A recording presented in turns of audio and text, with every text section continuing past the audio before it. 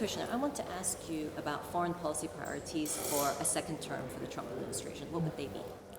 So, look, for the first 4 years, President Trump has what I would call, he's definitely harvested a lot of accomplishments, but he's also set the table. And I think that what you have now is a situation where there's tremendous possibilities. So Iran is basically broke right now. They're out of foreign currency. The sanctions through the maximum pressure campaign have been very effective.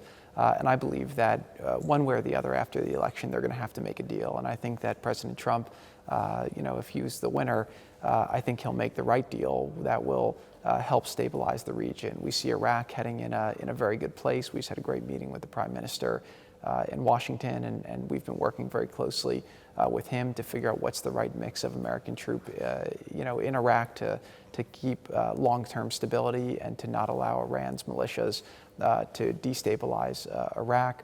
I think you'll see a lot more peace with Israel. I definitely predict that you'll have normalization with most countries, with Israel in a second term with President Trump. I think in North Korea, the table's been set for a breakthrough. I think that, again, you have to get through the election.